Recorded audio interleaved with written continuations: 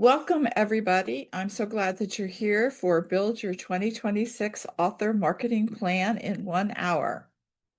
I'm wanting you to start strong, save time, and feel confident. Today is all about clarity and confidence. I want you walking out of here feeling lighter and more focused than when you came in. You're going to build the first draft of your 2026 marketing plan in just under an hour. This is just the starting point. If you want the personalized version later, I'll share how we can work together at the end. So for today, this is not just a theory class. You're going to actually leave with marketing, with something done in marketing, something that you can actually use. The goal is simple: clarity, confidence, and momentum. We're going to create a 12-month marketing map. We're going to identify your priorities, what you deserve to put your energy into and your focus in 2026. And best of all, reduce overwhelm so that you'll know exactly what to do next and feel confident about your plan. Marketing seems to feel hard for people. There's too many choices. There's endless platforms, strategies, all kinds of things that are trying to grab you. You hear people saying they do this, they do that. You simply don't have enough time because you need to keep writing. But marketing demands hours that you simply don't have. And you don't have a clear plan, probably. You're reactive instead of intentional, always playing catch up. It's not that you're doing something wrong. It's just that the industry around us keeps changing and handing you more tasks instead of better strategy. You don't need to do more, you just need clarity in what you're doing. And that's what we're going to talk about today. So your 2026 success formula is as follows. It has four major pieces: your releases, your backlist, your time, and your readers. This is the heart of your marketing strategy. It's not trends, it's not algorithms, it's your books, your time, your readers. When these pieces line up, everything gets simple. So the first step is, and it should be on your worksheet, is to identify your 2026 releases. What are you publishing next year? List every book, novella, or project you plan to release. Then, when are these releases happening? We're going to map out the launch timeline across all 4 quarters. Which release needs the most support?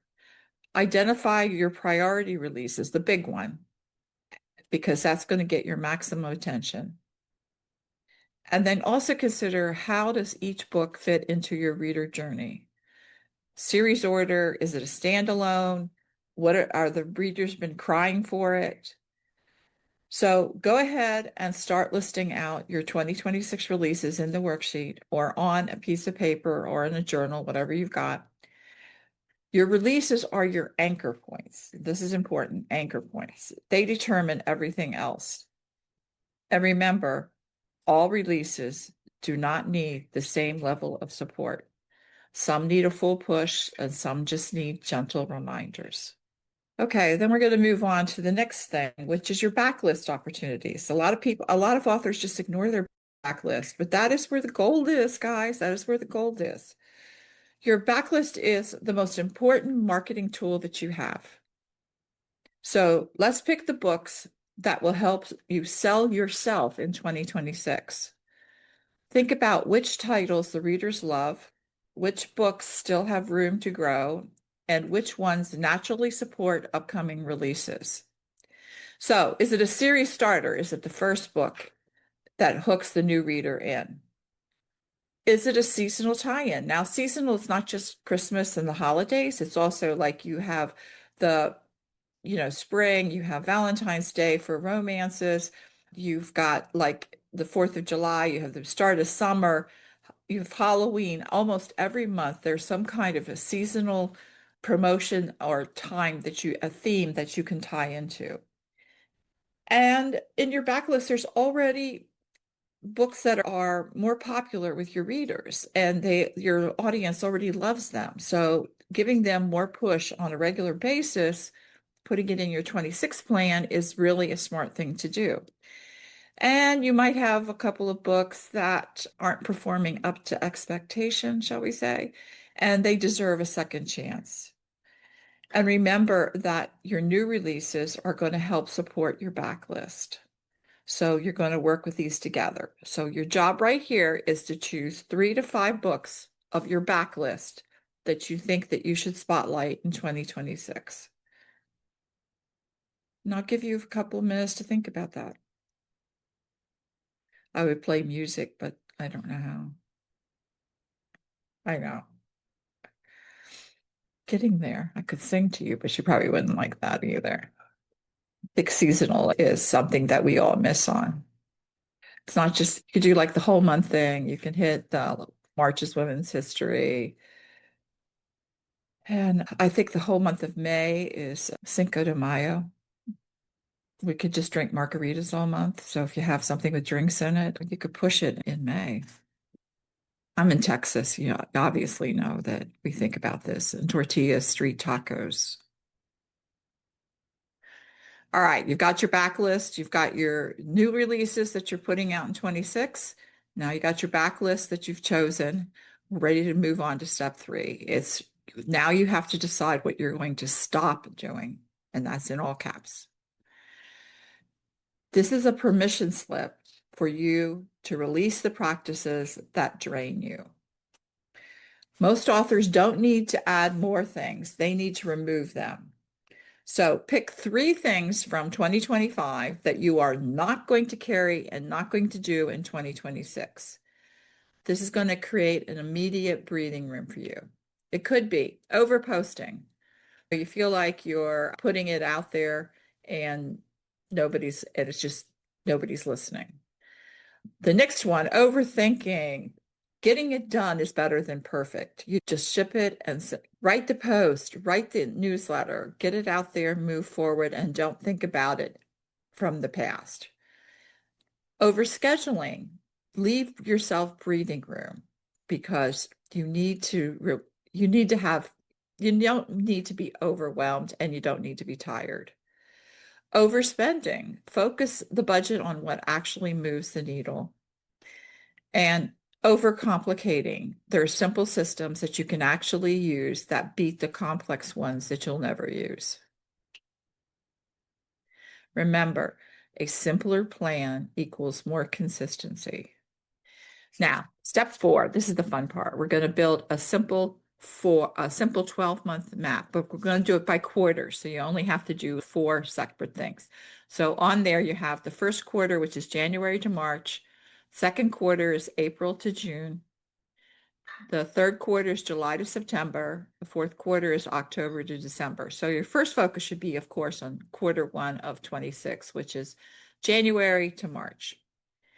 This map is not meant to overwhelm you. It's meant to simplify your entire year. So instead of trying to do everything every month, you need to focus on the quarter.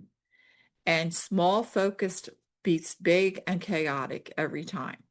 So you're going to pick 1 to 2 book priorities. It could be if you have a launch out in the first quarter, that of course is going to be your primary.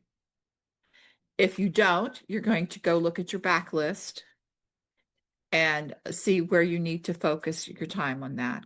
Okay. So like, for example, if you have your big book is not coming out until April, you're going to spend your first quarter, January and March, looking at the backlist books that support that release. So you already know in January and March, you may not be putting the big push on the new book that's coming out like April 15th. Instead, what you're going to do is like, how is this book related to your backlist that people could buy immediately? And then you want to throw in a little pre-orders there. So you're going to figure out what your focus is.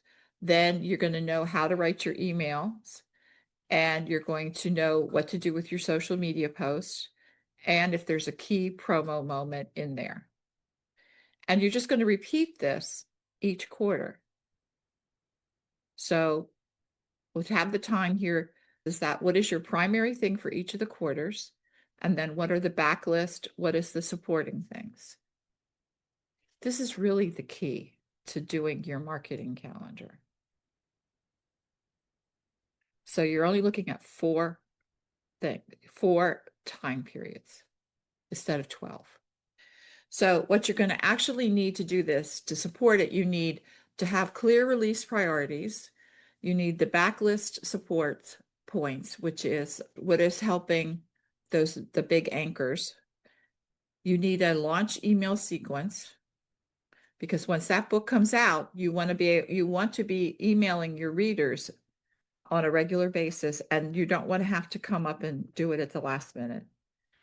It's great to have a newsletter template so that you don't have to think you're just plugging in data when you're writing your emails or your newsletter. You need a content calendar so that you can put it out for you could just look at what am I doing today or what am I doing this week? And you need a simple reader journey so that you're really focusing on the reader and you know what you think that they are expecting. When you write all this out, this is when you're going to start noticing gaps. Maybe you need a new email sequence. Maybe your newsletter needs structure. Maybe you need clarity on your reader journey, like you have no idea. And this is all completely normal. That's why this is a starting point. We fill in the gaps in the personalized VIP session that I'm going to talk about at the end. So actually, if you wrote all this down, you've done it. You've done a first draft. And we did it in 15 minutes, which is pretty fast. You got a 12-month outline with a roadmap for 2026. You know what your priorities are, so you should have clear focus on what matters the most. You know what you're going to let go of so that you can have some more energy, and you have confidence that this plan could actually work because you know the path that you need to go on. This is your foundation. It's your compass. And now you can approach 2026 with direction instead of overwhelm. Okay, so what we didn't do today is we didn't personalize the plan. We didn't customize it to your specific books, goals, or timeline. We didn't write a full email sequence with a complete launch and nurture sequences ready to send. We haven't looked at your backlist. We haven't created a detailed promotion calendar for your existing titles. We just gave you an overview and let you write out your quarterly promo calendar, but we didn't do month-to-month specifics. We didn't craft your messages that you want to do for your reader journey. And we didn't create a realistic schedule for you that fits your life.